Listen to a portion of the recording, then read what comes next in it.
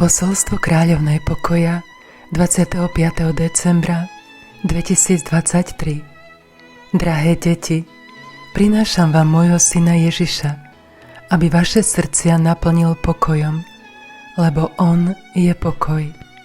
Deti moje, hľadajte Ježiša v tichu svojho srdca, aby sa znovu narodil. Svet potrebuje Ježiša, preto deti moje, hľadajte ho v modlitbe, pretože on sa každodenne dáva každému z vás.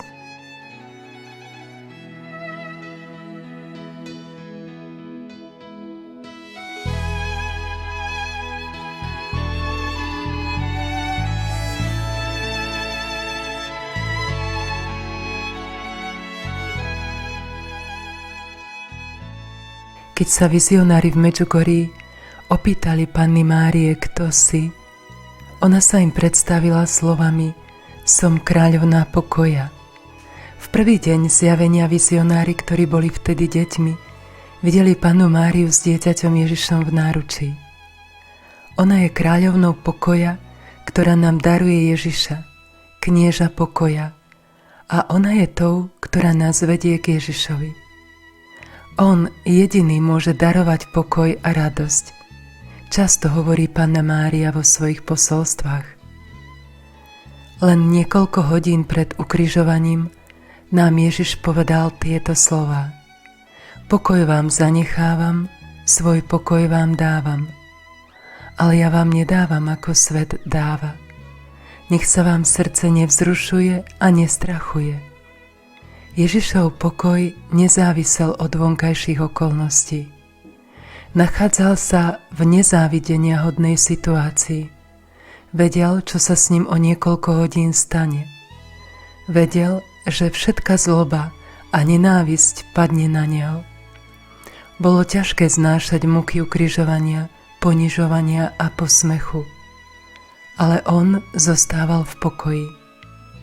Vieme, ako Ježiš pred svojim umučením trpel v Getsemanskej záhrade silnými bolestiami a potil sa krvavým potom.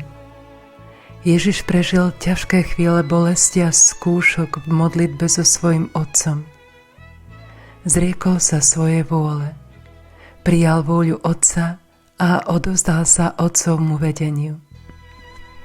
Po modlitbe bol Ježiš pokojný a s hlbokým pokojom sa stretol s vojakmi a Judášom, ktorý ho prišiel zradiť. Tento pokoj, ktorý vychádza z modlitby a odovzdanosti, nám Ježiš daruje. Ako ho môžeme prijať? Jediný spôsob, ako môžeme pokoj nájsť, je odovzdať svoj život Bohu. Veriť, že On všetko vedie k nášmu väčšiemu dobru. Možno vo chvíľach bolesti a utrpenia nedokážeme pochopiť Ježišov pokoj, ale môžeme ich prežívať s nádejou a oddanosťou. Keď naše srdce trápia zlyhania, únava, nepríjemné úlohy, stretnutia, ťažké prekážky, strachy a obavy, vtedy sa duša stáva priepasťou, z ktorej vychádza všetko zlo. Nepokojné srdce je nebezpečenstvo, do ktorého môžeme padnúť a potopiť svoj život. Keď sa apoštoli ocitli v búrke, prosili Ježiša, aby ich zachránil, pretože vlny pokryli loďku, v ktorej sa plavili. A Ježiš prikázal moru a vetru a nastalo veľké ticho. Čokoľvek na tomto svete zažijeme, sa rýchlo skončí. Radosti a starosti rýchlo pominú. Zdravie sa stráca tak, ako sa dá liečiť choroba. Pokoj v srdci nastáva, keď pozeráš ponad múr problémov a nešťastí, ponad múr prílišných radostí a rozkoší. Človek by v radosti nemal spišnieť a v ťažkostiach zúfať. Tu na zemi je všetko obmedzené. Večnosť sa ozýva jedine v tebe.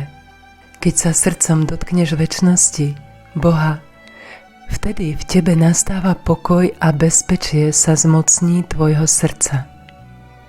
Panna Mária k nám prichádza z večnosti a chce nás priviesť k skúsenosti pokoja, ktorý už dnes môžeme prijať od Ježiša skrze modlitbu. Modlíme sa. Pane Ježišu, Ty si sa nebál zostúpiť z nebeského trónu do lona Najsvätejšej Matky Márie. Tak veľmi si miloval človeka, že si mal dôveru odovzdať sa do ľudskej lásky a starostlivosti. Všetko si to urobil pre nás a kvôli nám. Ďakujeme Ti, že si sa chcel stať človekom, aby si prežil náš ľudský život vo všetkom podobný nášmu, okrem hriechu. Svojím životom si nám ukázal, ako je možné zostať a byť Boží napriek všetkým trápeniam a krížom.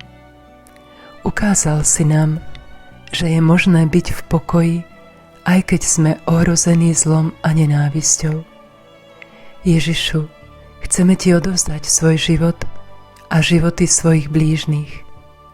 Osobitne Ježišu Ti odovzdávame tých, ktorí sú ohrození vojnou, prenasledovaním a nenávisťou svojich blížnych.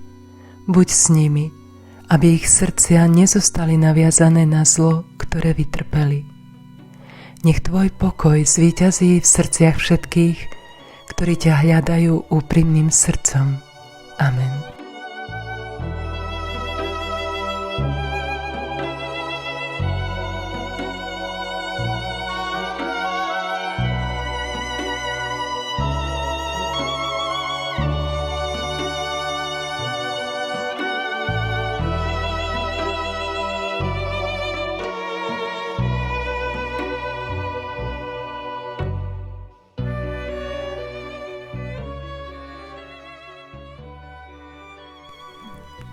Posolstvo kráľovnej pokoja 25.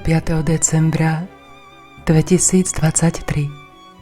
Drahé deti, prinášam vám môjho syna Ježiša, aby vaše srdcia naplnil pokojom, lebo on je pokoj.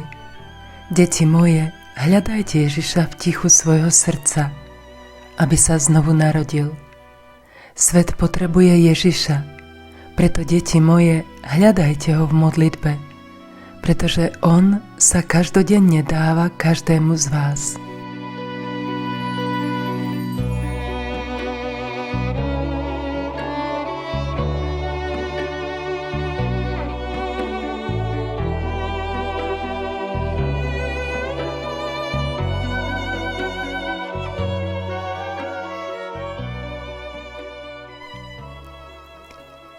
Svet potrebuje Ježiša, preto ho hľadajte v modlitbe.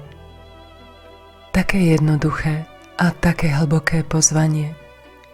Ježiš je tichý a pokorný srdcom.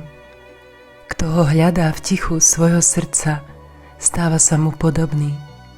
Teda keď hľadáme Ježiša, svet ho nájde v našej premene podľa jeho srdca. Ticho v Márinej škole sa začína spovedou. Nemôžeme pocítiť Ježišov pokoj v srdci, ak je v ňom hriech, ktorý ničí naše životy. Len čistým srdcom budete môcť znovu zakúsiť narodenie Ježiša vo vás a svetlo jeho narodenia ožiari váš život, povedala Panna Mária v posolstve vizionárovi Jakovovi 25. decembra 2023. Vo veľkej Božej láske prichádzam dnes k vám, aby som vás viedla cestou pokory a tichosti. Prvé zastavenie, deti moje, na tejto ceste je spoveď. Odhoďte svoju pýchu a poklaknite pred môjho syna. Pochopte, deti moje, že nemáte nič a nemôžete nič. Jediné, čo je vaše a čo vlastníte, je hriech. Očistite sa a príjmite tichosť a pokoru. Môj syn mohol zvíťaziť silou, ale vybral si tichosť, pokoru a lásku. Nasledujte môjho syna. Dajte mi svoje ruky, aby sme spoločne vystúpili nahoru a zvíťazili. Hovorí nám Panna Mária v posolstve 2. júla 2007. Ďalší krok je vo všetkom, čo sa deje, v radosti i ťažkosti, neustále hľadať Ježiša. Moje materinské srdce vie, že ešte existujú tí, ktorí veria a milujú, ktorí hľadajú, ako sa čoraz viac priblížiť môjmu synovi, ktorí neúnavne hľadajú môjho syna a teda takto hľadajú aj mňa. To sú pokorní a tichí so svojimi bolestiami a utrpeniami, ktoré znášajú v tichosti, so svojimi nádejami a nadovšetko so svojou vierou. Hovorí nám Panna Mária v jednom z posolstiev. A na nový rok 1. januára 2024 nás Panna Mária pozvala modliť sa od 15. do 18. hodiny na kopci pod Brdo, na mieste prvých zjavení. Stovky pútnikov sa zhromaždilo na spoločnej modlitbe za jej úmysly, ako si to prijala cez vizionárku Máriu Lunety pri zjavení 31. decembra 2023. Po celý čas modlitby pršalo, všade bláto, voda a v momente zjavenia sa Panny Márie obloha rozjasnila a zavládol hlboký pokoj. Bol to Ježišov pokoj, ktorý naplnil srdcia všetkých nás. Mária nám ho znovu priniesla v náručí a zopakovala nám dôležitú lekciu v jej škole pokoja.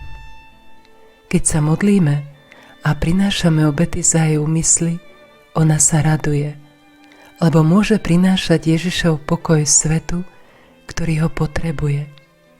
Modliť sa za jej úmysly znamená modliť sa i za naše úmysly. Matka vie, čo najviac potrebuje svet a každý z nás. Vizionárka Mária nám po zjavení povedala: Panna Mária prišla radostná a modlila sa nad nami.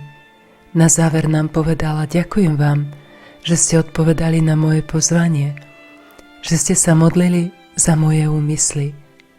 Neoľutujete ani vy, ani vaše deti, ani deti vašich detí. A všetkých nás požehnala.